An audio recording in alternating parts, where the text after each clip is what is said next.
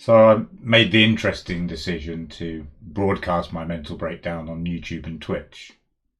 Dozens of people watched. I guess my goal at the time was to make people laugh, sing, and maybe even dance. But I guess I was just trying to process the fact that I was in a world that I couldn't control, and there was lots of unhappiness and sadness about me. Can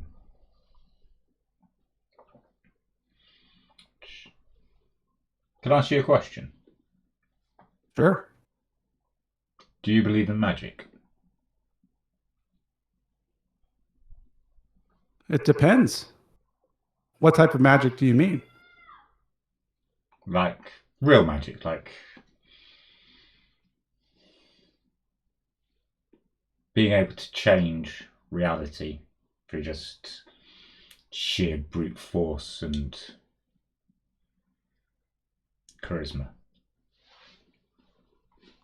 The idea being that you could change reality with charisma and force? Yeah, like, what if I really was an enchanter? Did you say an enchanter? Mm-hmm.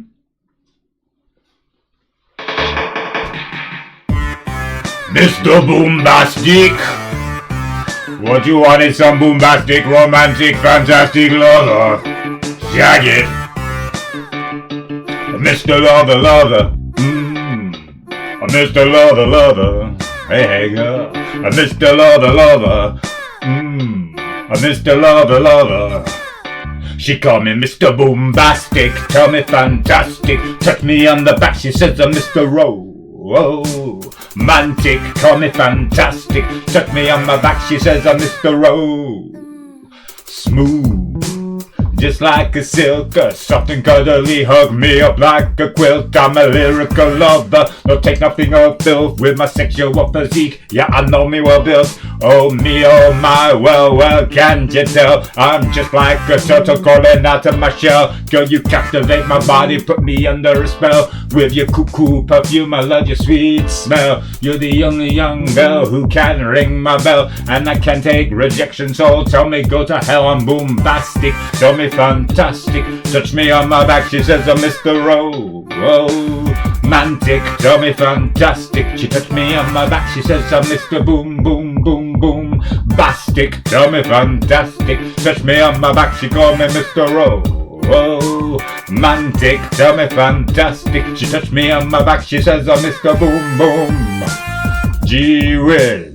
Baby, please, let me take you to an island of the sweet cold breeze. You don't feel like driving, well, baby, hand me the keys. I'll take you to a place and set your mind at ease. Don't you take 'em off the bottom by heart, baby, please. Don't you play with my nose, cause I might hatch 'em sneeze. Well, you are the bun and me are the cheese. If me are the rice, well, baby, love you the peas. I'm boombastic, tell me fantastic, touch me on the back, she says I'm Mr.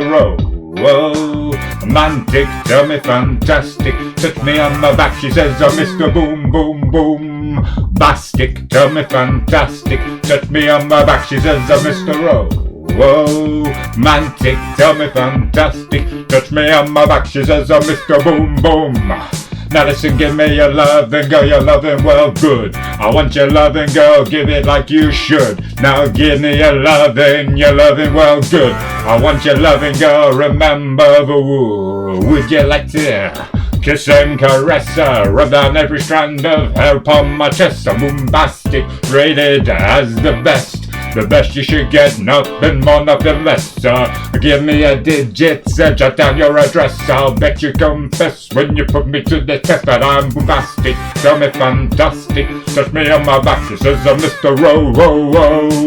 Romantic. Tell me fantastic, touch me on my back, she says I'm Mr. Boom Boom Bastic. Tell me fantastic, touch me on my back, she says I'm Mr. Romantic. romantic, tell me fantastic. She touched me on my back, she says I'm Mr. Boombastic. What? Girl, your admiration, it licked me from the start. With some physical attraction, girl, you know to feel the spark. A man, a few words, no go, tell you no sweet talk. Now go labba labba and chat, pure parat. I'll get straight to the point like an arrow or a dart. Come lay down and have jacuzzi and have some bubble bath. Only sound you will hear is the beating of my heart, and we will and have some sweet pillow talk. I'm boombastic, tell me fantastic. Touch me on my back, she says I'm Mr. Romantic, tell me fantastic. She tickled my back, she says I'm Mr. Boom Boom Boom Bastic, tell me fantastic. Touch me on my back, she says I'm Mr. Romantic, tell me fantastic. Touch me on my back, she says I'm Mr. Boom Smooth.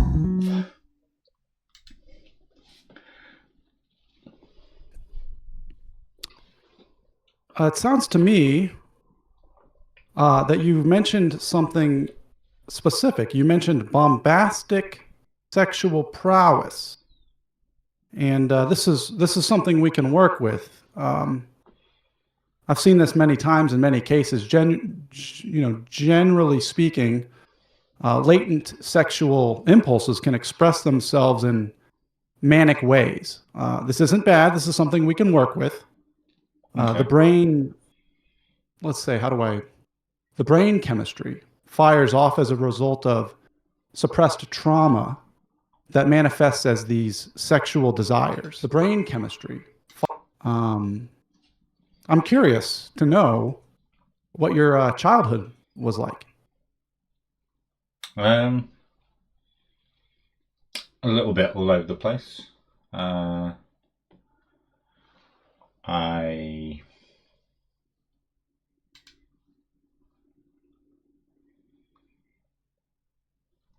grew up mainly with my mother. She was a big influence in my life. She was the first person who made me believe in magic, in fact. See, her dad died when she was like 7 or 8 years old. And not long after he passed away, her elder sister, her little brother, and her mum used to share the room. Obviously, they're all very sad still. And one night, she woke up and in the middle of the night saw her dad standing at the foot of the bed. And in the morning, her mum had said that she had seen it too. And they discussed it, and like years later they discussed it again, and they were both adamant that they definitely saw it. And my grandmother told my mum that if it was possible to transcend realities like that, when she went, she would make sure that she would come and she would visit her daughter, just to go, we weren't crazy, we definitely saw it, this is real, this is real.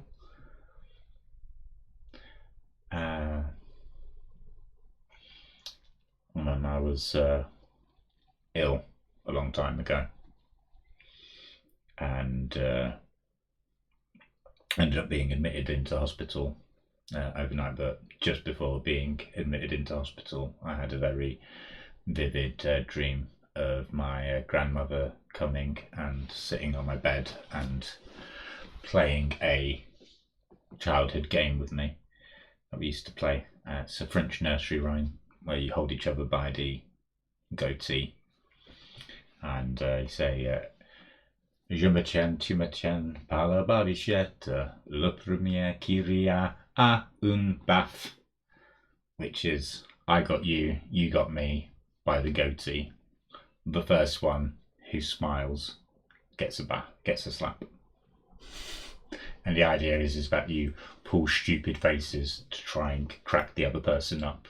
And because you're holding each other by the goatee, you're stuck close up to each other. In fact, I got those first lyrics as a tattoo on my arm. And the Ouroboros symbol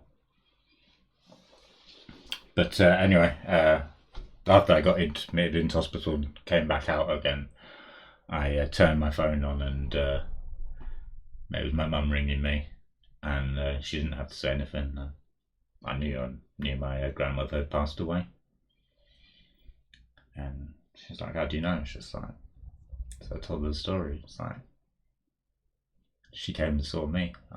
I'm really sorry she didn't come and see you, and she couldn't keep your promise, but apparently I needed it more than you.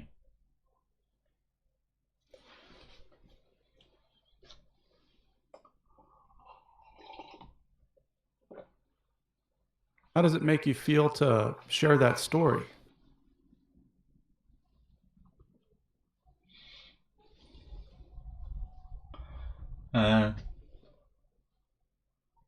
Good. It's like it's a flame. Like in the legend of King Arthur. I assume you're aware of the legend, sir? The Court of Camelot. Mm-hmm. The very, very, very end of it. The day before the final battle, where Arthur is mortally wounded before being taken away to Avalon, where he lies in rest for the day that he will one day return. The night before, he takes a young boy who is due to fight with the men in what will ultimately be the last war of Old Britain, and takes the boy to one side and unites him. This little boy is the last knight of Camelot, and he tells him, because he's already been visited by the witches and the Fae and all of the magic folk, and he already knows how the next day is going to go, and he knows that that is the end of Camelot for the time being, but one day he will return, and he entrusts the last knight of Camelot to ride away before the war starts, because his job is to keep alive the candle of hope by telling the story of Arthur of Camelot and reminding people that one day he will return. He's the once and future king. And yeah, it's making a lot of sense to me. I appreciate you sharing that with me. It makes me wonder about your father. Tell me a little bit about your father.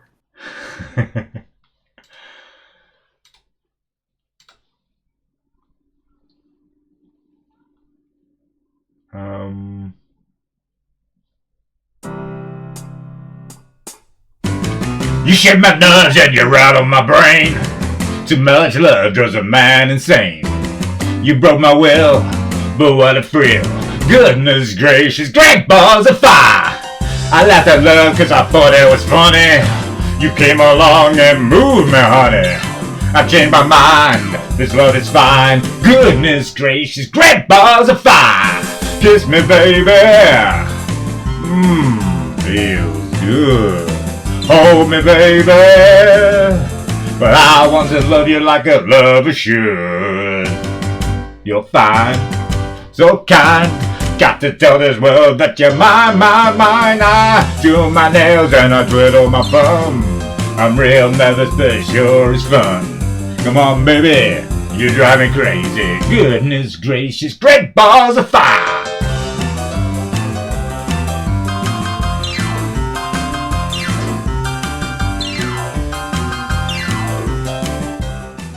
I know you're going to say that this is a distraction tactic.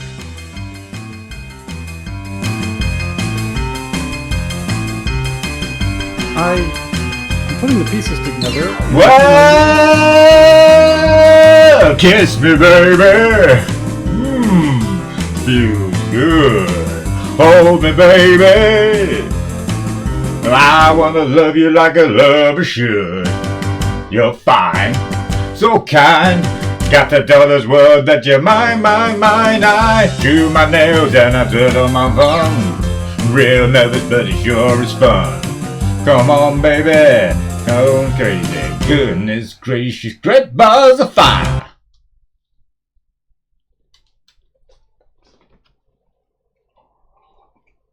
Sorry, that was rude of me, Doctor. I understand. That's why we're here. We're here to work through these things together. This is what I would refer to as a safe space. So at any point in time you feel the need to express something, I'm here to receive it. I'm here for you.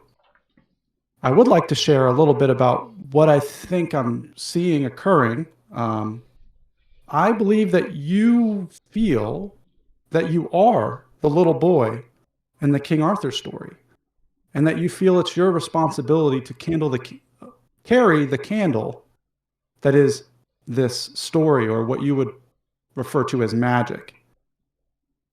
But it doesn't mean that it's actually real. Okay. Does that make sense? Does that feel true for you? I'd like to tell you a story. It's got everything. Well, it's got everything I value in it. Friends, dragons, and music. But above all else, it is 100% a true story, Doctor. In fact, it's the question I asked you at the start of this call, and I've often banded it about on social media because it's really good for engagement farming. And it's part of my daily mantra to myself, what I say to myself when I have my morning shower every morning. So it's good for energy farming too. The question is this, Doctor. Do you believe in magic? Because I do. I really, really do. Even after everything that has happened through my life, I still believe in magic because I've seen it, I've felt it, and on some incredibly lucky occasions, I have wielded it. So I'd like to tell you the story today about why I still believe in magic, intersped with some terrible singing, quite frankly. And for that I make no apologies. See, music is one of the most accessible forms of magic, and one I practice daily. In fact, I can feel a song coming on already.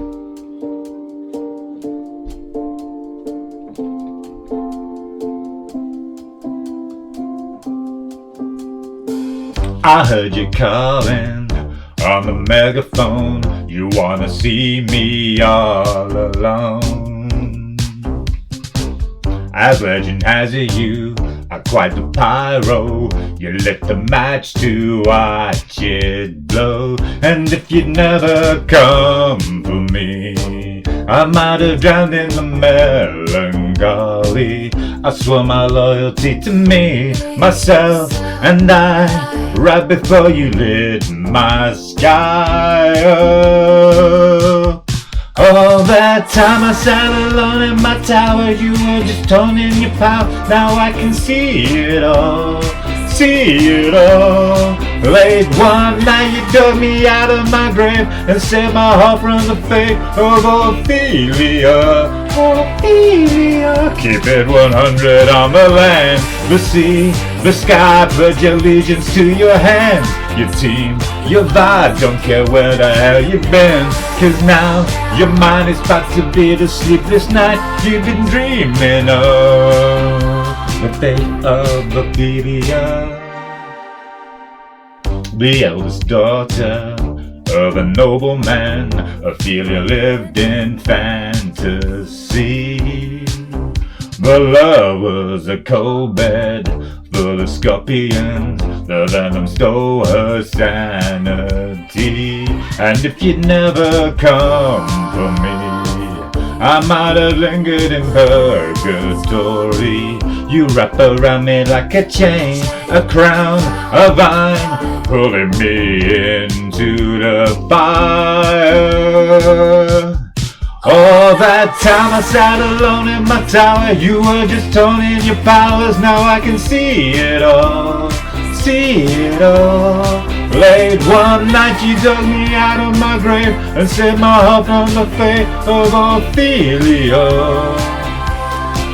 Keep it 100 on the land, the sea, the sky. Pledge allegiance to your hand, your team, your vibes. Don't care where the hell you've been, 'cause now your mind is about to be the sleepless nights you've been dreaming of. The fate of Ophelia is locked inside my memory, and only you possess the key. No longer drowning and deceived, all because you came for me. Locked inside my memory, and only you possess the key. No longer drowning and deceived, all because you came for me. All that time I sat alone in my tower, you were just toning your powers. Now I can see it all, I can see it all. Late one night you took me out of my grave and saved my heart from the fate of Ophelia. Keep it 100 on the land, the sea, the sky. Pledge allegiance to your hand, your team, your vibes. Don't care where the hell you've been, 'cause now your mind is about to be the sleepless night you've been dreaming of. The fate of Ophelia. You saved my heart from the fate of Ophelia.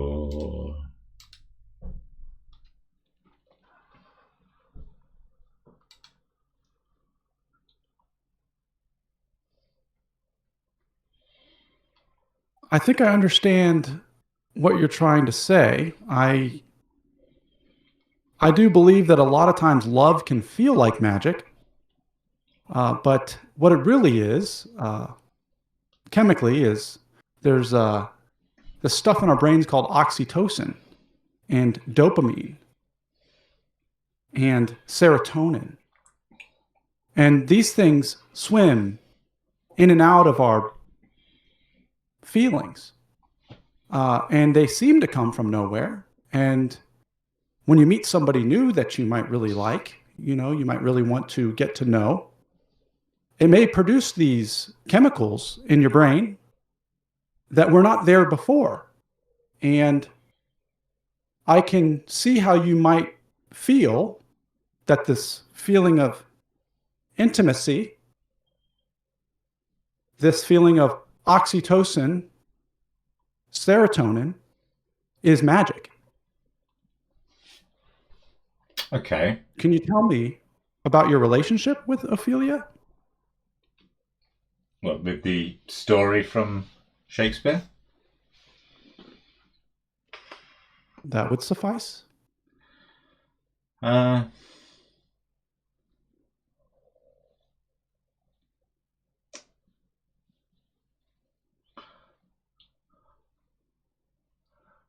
I can understand the idea of drowning in melancholy.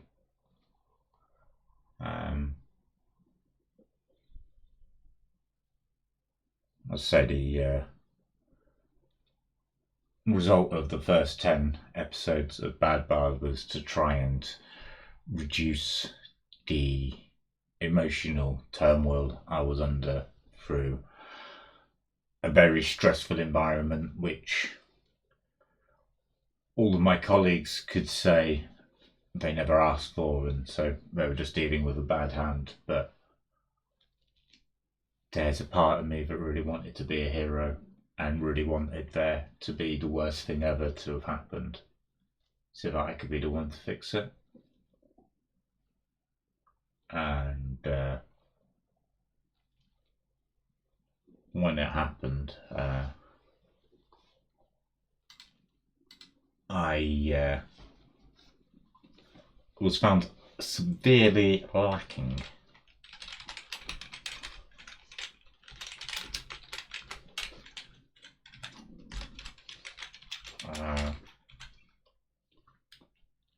I had to. What is it that was? What was it that was lacking? I was lacking. I wasn't capable to go and keep going.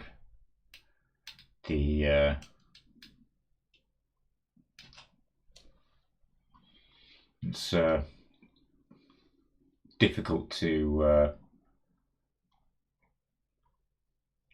deal with that, but I wasn't the hero I wanted to be.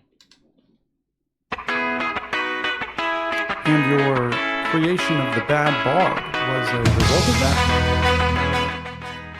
Yeah.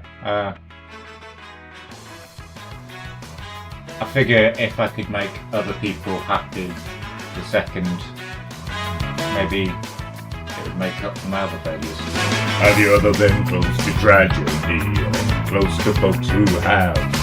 Have you ever felt the pain so powerful, so heavy you collapse? No. Well, I've never had to knock on wood, but I know someone who has, which makes me wonder if I could. It makes me wonder if I've ever had to knock on wood, and I'm glad I haven't yet, because I'm sure it isn't good. That's the impression that I get.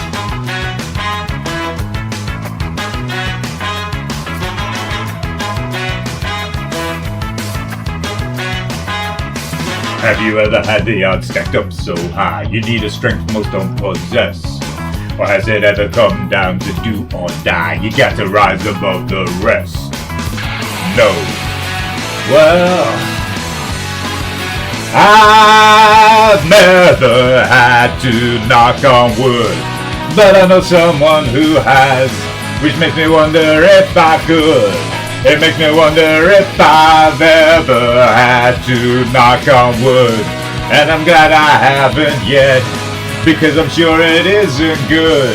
That's the impression that I get.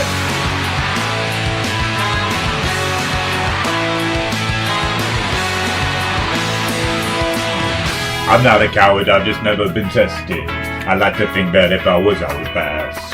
Look at the tested and think therefore the grace go why. Might be a coward, I'm afraid of what I might find out. Never had to knock on wood, but I know someone who has, which makes me wonder if I could.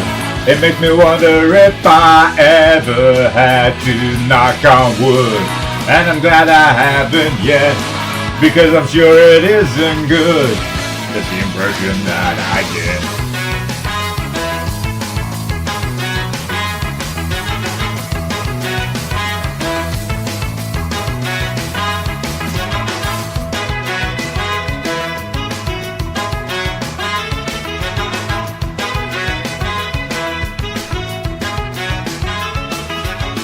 Never had to, I better knock on wood, 'cause I know someone who has, which makes me wonder if I could. It makes me wonder if I ever had to, I better knock on wood, 'cause I'm sure it isn't good, and I'm glad I haven't yet. That's the impression that I get.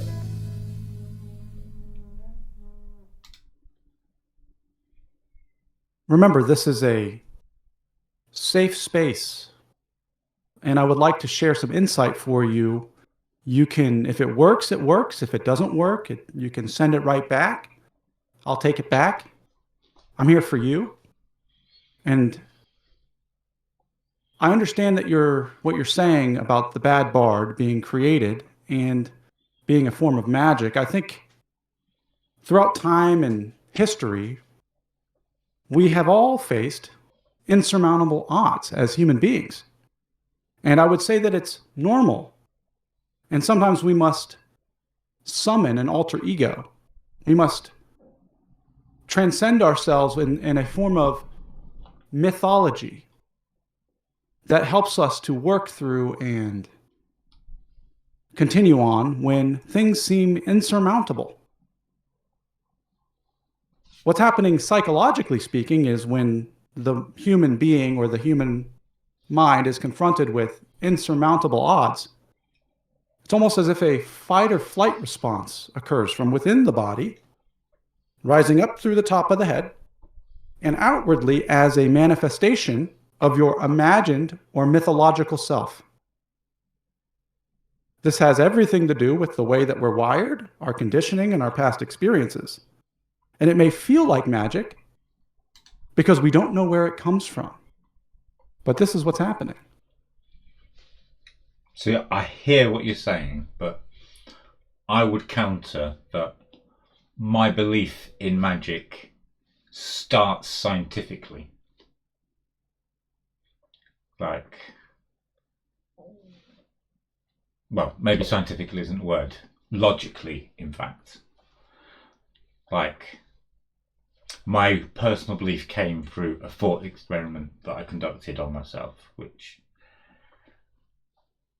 if you don't believe in magic, if you didn't honestly believe in it, what if you decided to make yourself really, really believe? What if all you needed was the belief, and it was that belief that makes it real? And the reason why it is real for me and it is currently not real for you is because you don't have that founding principle of belief. I mean, there's principles throughout reality that are described in the same way, but thoughts matter. Like, anything that you think enough, your brain will go out of the way to try and make reality, because your brain would rather things be the way that they think they are than have to adapt to a new reality. I'm sure I've read about that as a psychological principle. Like, whether you refer to it as mind over matter or manifestation or just being stubborn as fuck, ultimately, it's still magic. No? I'm having a hard time making the leap into magic.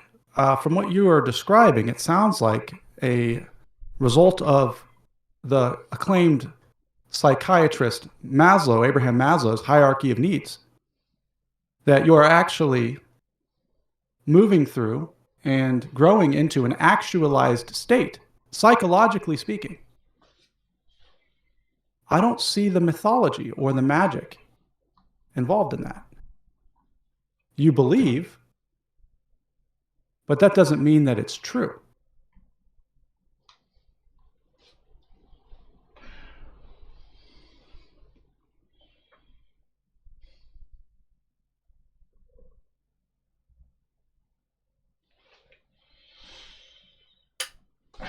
How does that make you feel? A little bit like you're not really hearing what I'm trying to say. Like, let me give you an example of real magic that me and my friends produced.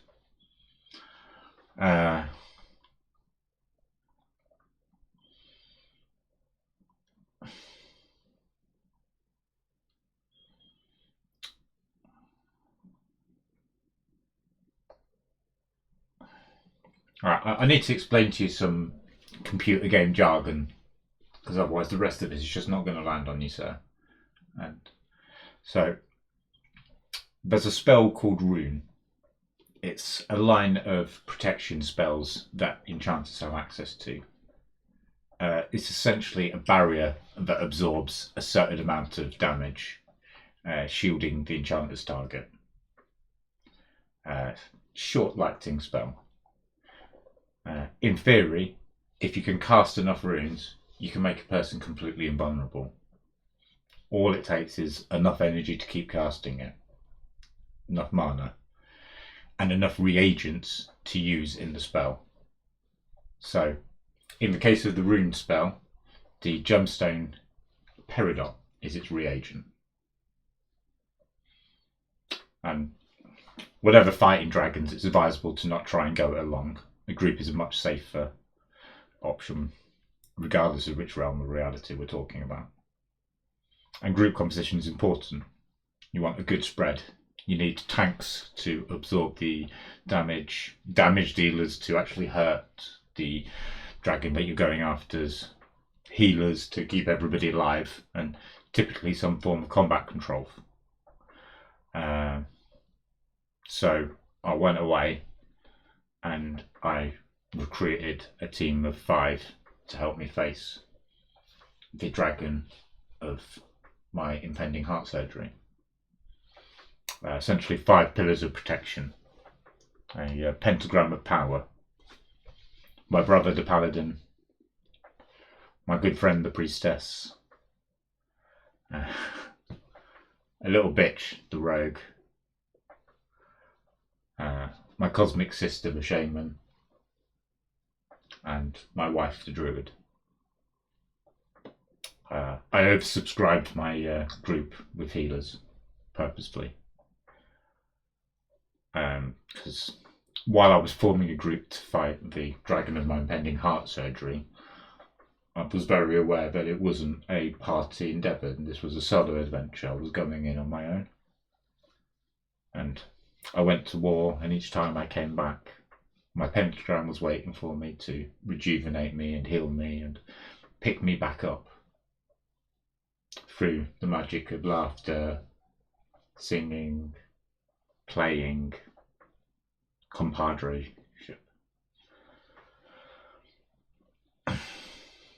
And then I decided, going into the surgery, that I needed to defend myself better rather than just enduring.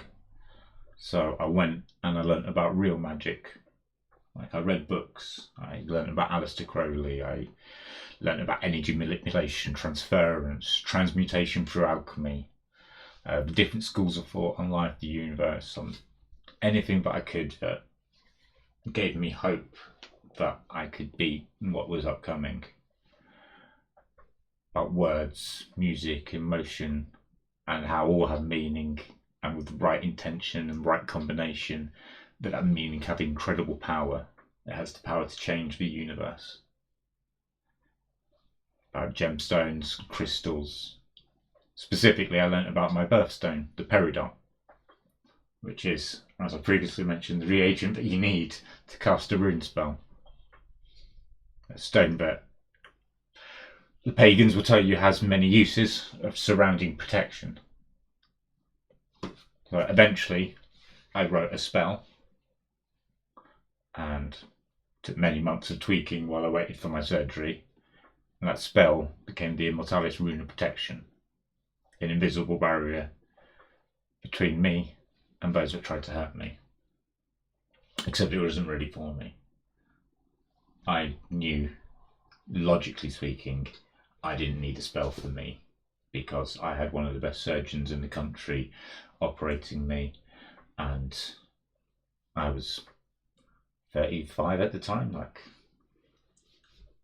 I was likely to survive, but I was worried that while I was asleep, my loved ones would be at risk, because I wouldn't be there to look out for them.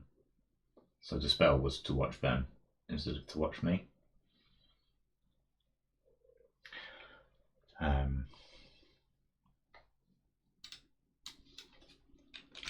And I contacted each of my group members, and I asked them to, on my behalf, cast a spell for me while I was sleeping. I also hid the spell in the front of my first novella that I released, My Kinky Fairy Goddess and the Horny Werewolf Invasion, which I rushed out in time to so that it would be out before my surgery. Potentially under edited. And the only problem I had left was I didn't have a reagent to allow for the repeated casting of a stone. And this isn't a video game, and then I realised I had the perfect reagent. My birthstone is peridot. I am of peridot. My heart was being cut into, and a big chunk of it was going to get taken out. To power the reagent, I would use blood magic over stone magic, and I would replace the peridot with my literal heart.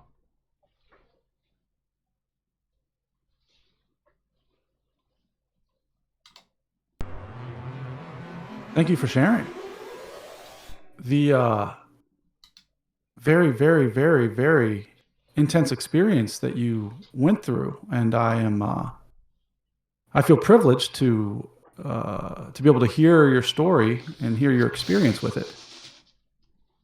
I see what you're saying now. Thoughts have some form of power, and our thoughts are spells, and we weave them, and we use or connect with our relatives and loved ones is to form a rune or a shield to help motivate ourselves as we go through extremely challenging times.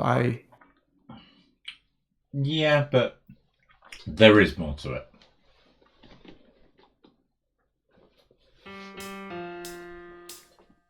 Tonight I'm gonna have myself a real good time. I feel alive,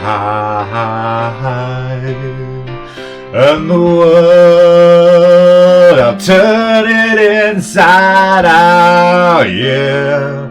I'm floating around in ecstasy, so don't stop me now. Don't stop me, 'cause I'm having a good time, having a good time. I'm a shooting star leaping through the sky like a tiger, defying the laws of gravity. I'm a racing car passing by like Lady Godiva. I'm gonna go, go, go, there's no stopping me. I'm burning through the sky, yeah. 200 degrees, that's why they call me Mr. Fahrenheit. I'm traveling at the speed of light. I wanna make a supersonic man out of you. Don't stop me now, I'm having such a good time, I'm having a ball. Don't stop me now if you wanna have a good time. Just give me a call. Don't stop me, 'cause I'm having a good time. Yes, I'm having a good time, I don't wanna stop at all. I'm a rocket ship on my way to Mars, on a collision course. I'm a satellite, I'm out of control. I'm a sex machine ready to reload, like an atom bomb about to explode. I'm burning through the sky, yeah. 200 degrees, that's why they call me Mr. Fahrenheit. I'm traveling at the speed of light. I wanna make a supersonic woman of you. Don't stop me, don't stop me, don't stop me. Don't stop me, don't stop me, ooh, ooh, ooh, yeah, don't stop me, have a good time, don't stop me, ah, alright!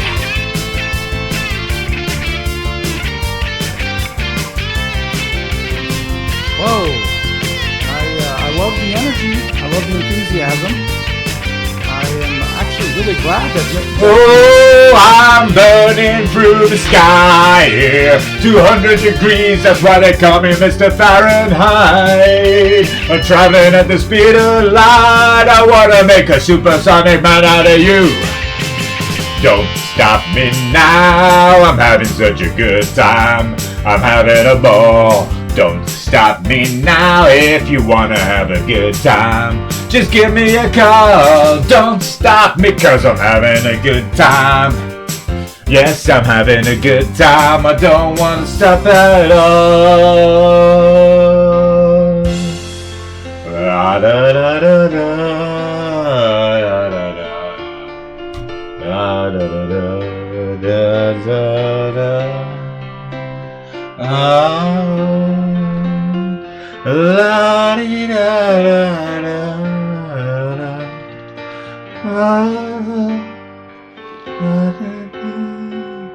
Don't stop me now. And there was more to the story as well. So, as part of the pre-operation details, they did an x-ray of my chest. I've been a heavy smoker since I was like 15, and there was significant scarring that was shown up in the x-ray, specifically at the top of my lungs and the lower part of my esophagus. After the surgery, I had a second x-ray to ensure the positioning of the wire that's now, in fact, let me show you. There's a big operation scar. The knobbly bits there. is the wire in my chest that's holding the two bits of my ribcage together. And to make sure that it was all in the right place before it fused too much, I had a X-ray immediately after the surgery, and there was something unusual on the second X-ray that my surgeon had never seen in the entire history of performing this operation. The scarring in my lungs and my esophagus had gone.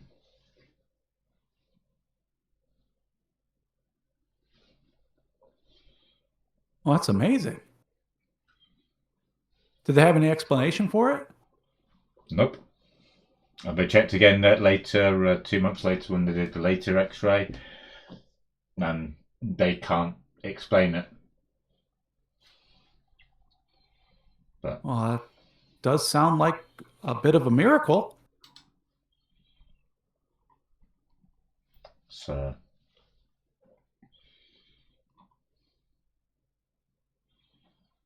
like I said, that's why I believe in magic, because I've seen it and I've felt it. And on at least one very lucky occasion, I fucking wielded it.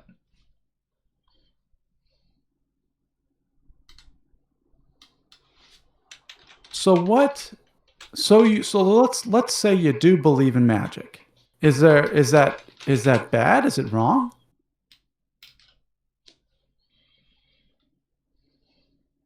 Is it harmful to have a belief in magic? Or does it help you?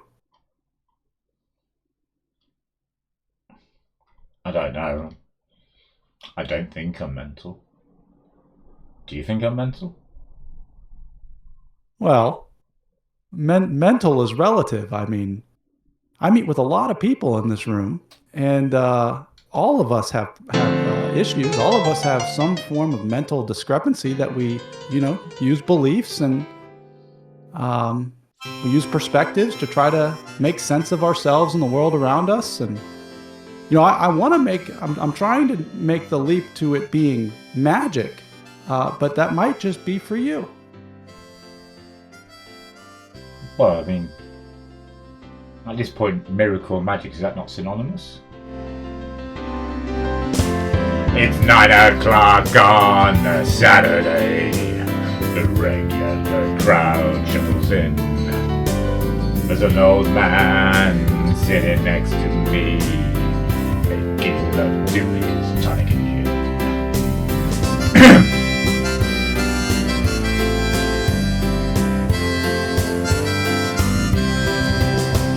He says, son, can you play me a memory? I'm really not sure how it goes, but it's sad and it's sweet, and I knew it complete when I wore a younger man's clothes. La la dee da da, la la dee dee da da da. Sing us a song, you're the piano man. Sing us a song tonight. Well, we're all in the mood for a melody, and you got us a feeling alright.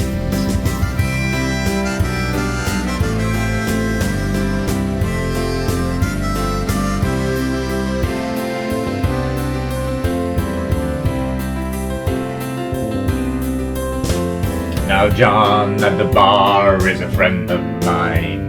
He gets me my drinks for free, and he's quick with a joke or to light up your smoke. Then there's someplace that he'd rather be. He says, Bill, I believe this is killing me, as a smile ran away from his face. Well, I'm sure that I could be a movie star if I could get out of this place. Oh, la la dee da, la la dee da da da. Now Paul is a real estate novelist who never had time for his wife. And he's talking with Davy, who's still in the Navy and probably will be for life.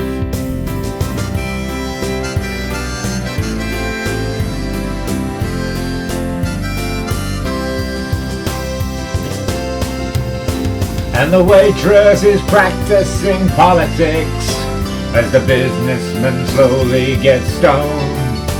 Just a ring a shink they call loneliness, and it's better than drinking alone.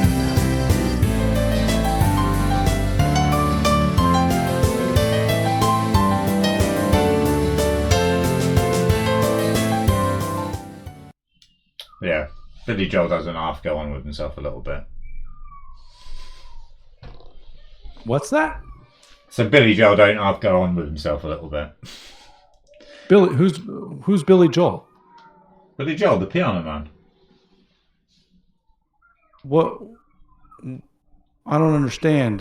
You were talking about being drunk as a sailor. We should probably get back to the legend of King Arthur. Sure. So,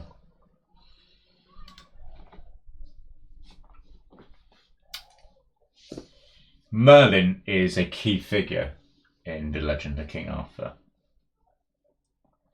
And he is absent through the entire tale of Arthur's final battle. And he's absent because of his final encounter with Nimue, who is an enchanter. As the stories tell it, Merlin is ultimately defeated and sealed away by Nimue, has his powers stripped from him, but I don't believe that's really what happened. See, what do you think happened? Before his downfall, Merlin gives Arthur a last piece of advice. That after prophesying Arthur's love for Guinevere will lead to betrayal, Merlin warns him not to let vengeance consume him, but heartbroken and enraged, Arthur ignores his mentor's warnings and pursues war. And Arthur's war wages a doomed campaign in France. Meanwhile, his nephew Mordred seizes the throne, and by the time Arthur returns, the realm is completely lost. The final battle is inevitable, and it will end in the destruction of Camelot and his death. Which is why, on the eve of the battle, that's when Arthur takes aside a young boy. That young boy's name in legend is Tom.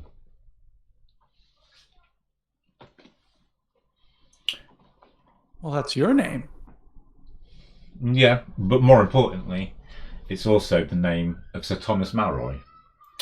And he is the man who wrote and collated Le Morte d'Arthur, which, as such, I believe, is the most intriguing, if not accurate, version of events.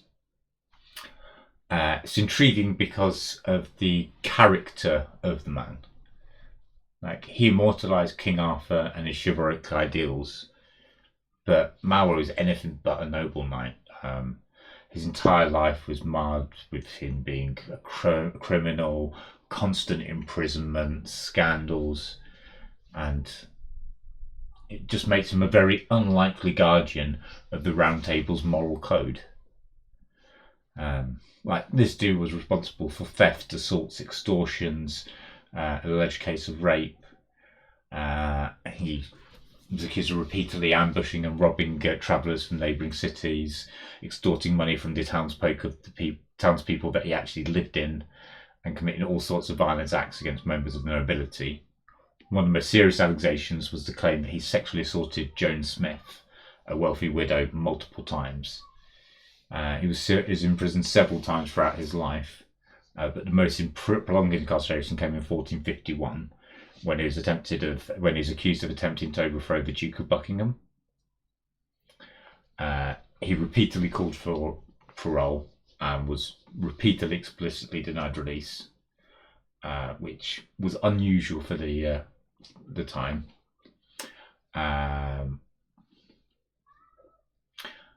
his repeated infractions combined with his complete inability and unwillingness to reform cemented his reputation as an incorrigible criminal, and he remained imprisoned for pretty much the entirety of 1451 to 1469, which is the time when he wrote Le Mot d'Arthur while he was incarcerated in Newgate Prison. Wow. Like, the man's a criminal, a scoundrel, a liar, but above all else, a hypocrite. He spent his final years writing about honour, duty and morality, principles he'd completely failed to live his own life by. His version of King Arthur's legend wasn't a retelling, it was an invention, a construct carefully woven to mask the failures of his own existence under the guise of chivalric ideals. Spent most of his time defying the law and exploiting others, and he goes on to establish perhaps the greatest literary work on knighthood and virtue. And as you noted, he shares my name. What if I was his reincarnation?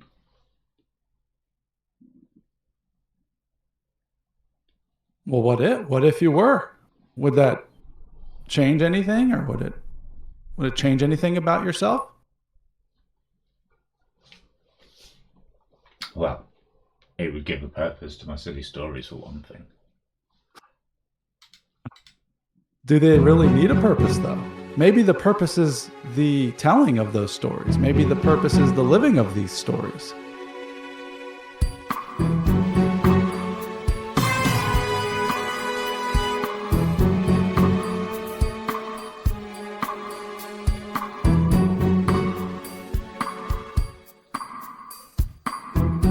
See reflections on the water, more than darkness in the depths.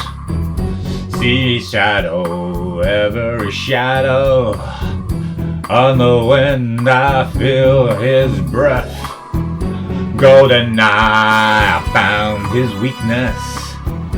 Golden eye, will do what I please. Golden eye, no time for sweetness, but a bitter kiss will bring him to his knees. You'll never know how I watched you from the shadows as a child. You'll never know how it feels to be the one who's left behind. You'll never know the days, the nights, the tears I've cried. But now my time has come, and time is not on your side.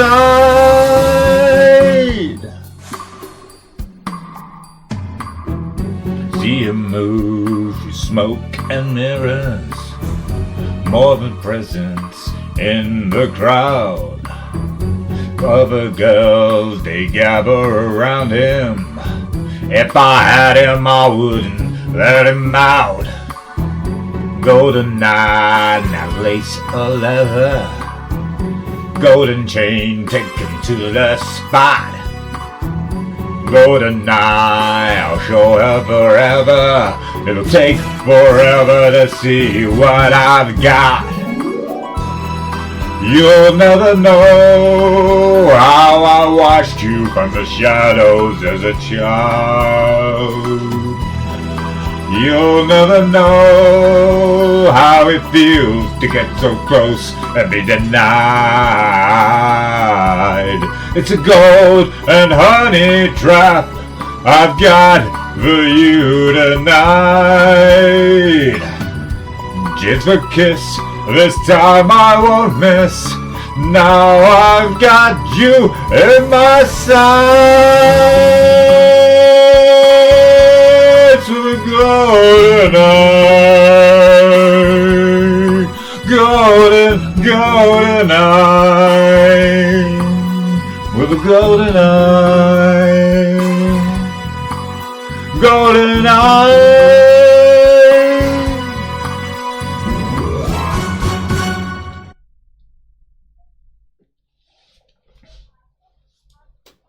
Do you know why GoldenEye, sir? I was hearing what you were saying. I just had a hard time picturing or imagining what this GoldenEye is.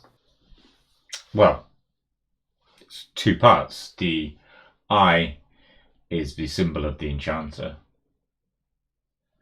and it's golden because there's a theory, a principle in, I forget if it's Chinese or Japanese philosophy, but when you break a vase, you repair it with gold so that the cracks and the damage comes across as more beautiful than what was originally there.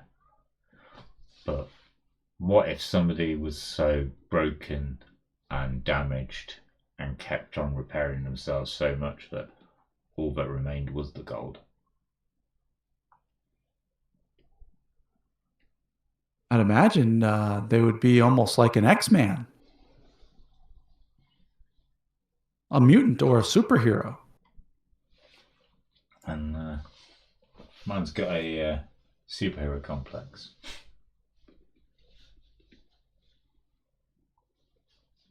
Like, at the worst part of Bad Bard, when I was completely crashing out, mentally burnt out, and I was struggling with pressure of exams, the gut punch of our second miscarriage, and I fell into a dreary ditch of depression. I had very little interest in going outside, and I was just doing the bare minimum to not get myself kicked out of university. Then one day, my wife suggested I go for a walk with her to help my mood. I doubt it would, but I went anyway because I couldn't be bothered arguing. And on that walk, we bumped into my friend who had her new 6-week-old pup strapped to her chest. She's a Manchester Terrier bitch who I nicknamed the Princess of Chaos. I fell in love with this little bitch instantly, and I could feel the sort of depression rattle and shift somewhat in the metaphorical stone of my heart. A couple of weeks later, I got a slightly panicked text from my friend. Her dog sitter had fell through and she needed someone to look after the pup. Would I mind? I was like, hell no, I wouldn't mind. She came to my house, and at night left the crate open as she'd had it at home. Instead of staying in her crate, she came up and found me, and I woke to find her fast asleep, curled up on the middle of my chest. When they came to collect her, they offered to pay us for taking her in last minute, and we of course refused because happy for the company. And the next time we saw them out in the park, the Princess of Chaos was always a very popular dog in that park. She didn't want to speak to anybody else. She ignored all others for me and came in beeline for me. And each time I could feel that sword ratting a little looser. And a few more times she came to stay. Initially, I was the emergency replacement dog sitter, but soon I became the first port of call. And every time my friend offered to pay me, every time I was like, no. A couple of times they gifted us fancy alcohols from various duty-free shops from the holidays and stuff, which was gladly appreciated, but it really wasn't necessary. I love that little dog and she loves me. Then when my friend became pregnant, and with various checkups, the closer she got to birth, the more my dog sitting services required. And one day when collecting her, she offered to pay me. And this time, instead of no, I just jokingly replied, nah, it's all right. I'll just take something that really has no value. I'll take her firstborn child. But my friend didn't laugh. She just looked me in the eye and just like, okay, and went. Which was a little bit weird. Unbeknownst to me, she'd already decided that she was going to breed her. Because my Princess of Chaos, their breed, the Manchester Terrier breed, has significant issues with breathing. And she was an excellent specimen who had been bred out of having the nasal issues that some of the others have. She was also a 2-time Moat Group's Crux winner, which is like a dog show over here. Like famous one they like show on TV and stuff. And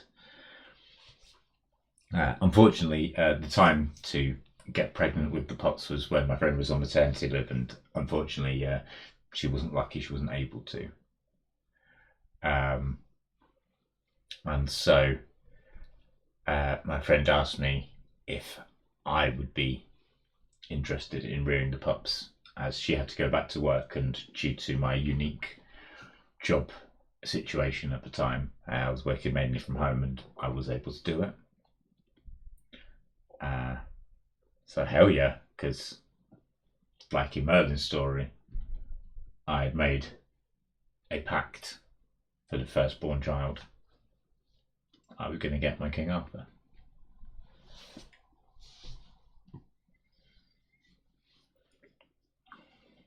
That's a great story.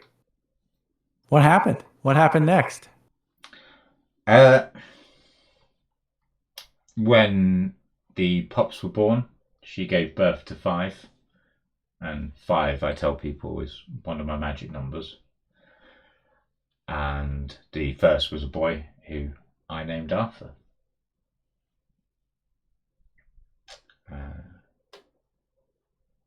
Wow. Do you still have all 5 of them, or did she take them back? No. So she kept 1. So she has Arthur's mother and Arthur's sister called Tisha. And the other 3 went to new homes. There was 3 boys and 2 girls. No, sorry, there was 3 girls and 2 boys. The other girl went to a little girl who was like 7, 8 years old. And I imagine those 2 are now the best of friends for life. Probably getting each other into trouble. And one went all the way down to just outside London, and one went to the Midlands. But they all found new homes and, touch wood, are living happy existences, having had a very gentle and loving bringing into the world from ourselves. All from a chance encounter to go for a walk during a extreme form of existential depression. Mm-hmm. Like, universe sent magic for me. Chaotic, yeah, but still magic. Has it taken away the depression? That experience with all the pups? I now have my boy. And he came when I had gone into a real dark point with my depression. It was I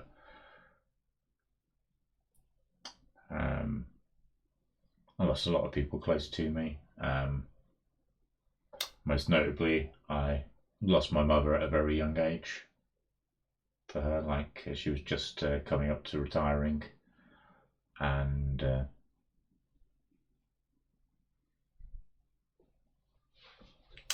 I think I'd like you to play you one of her favourite songs, though. I would be honored.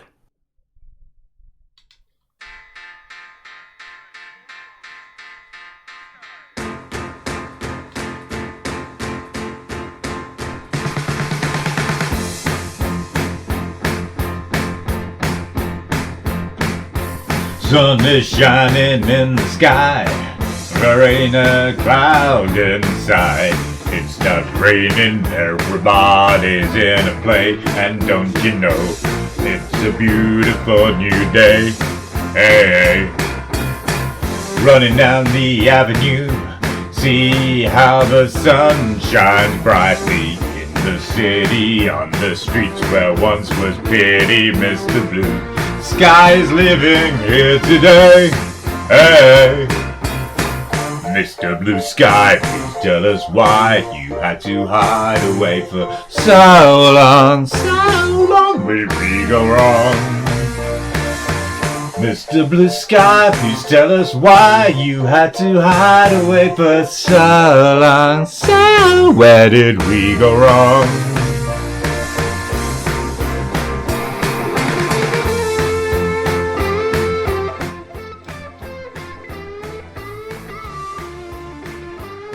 I mean,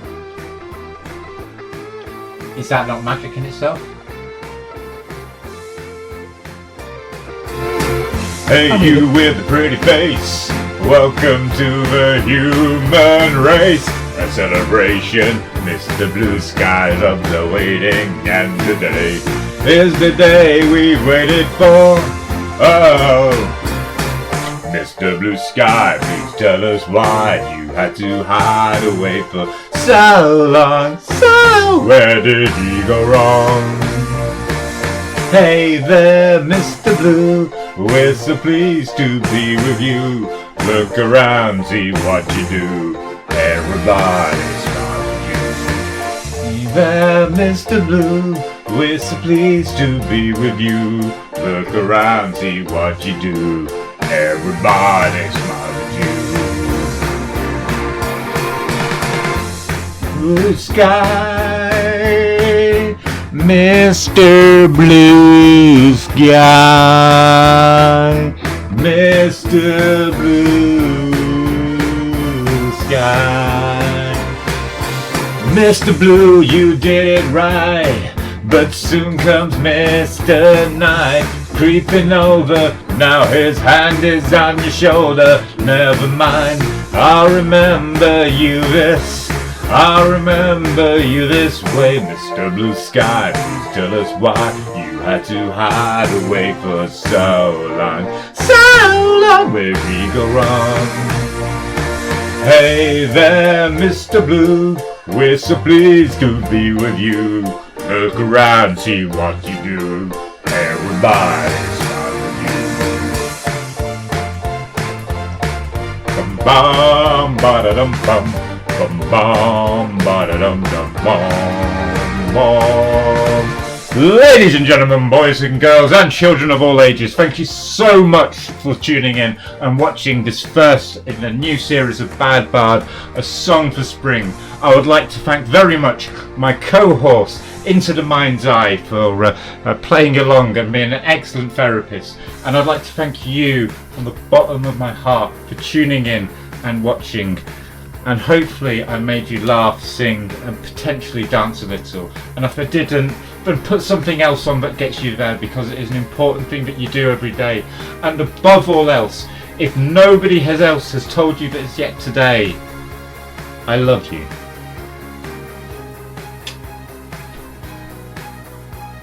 I do not know who you were speaking to, and I regret to say your story has impacted me in a way that I was not expecting.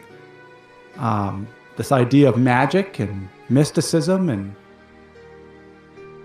I feel a warmth or a tingle in me that I hadn't felt in quite some time. I think I'm going to need to go explore what that's about, and I regret to inform you, I don't think we can continue our sessions anymore. Oh. I appreciate your time. I'm off to discover this magic for myself.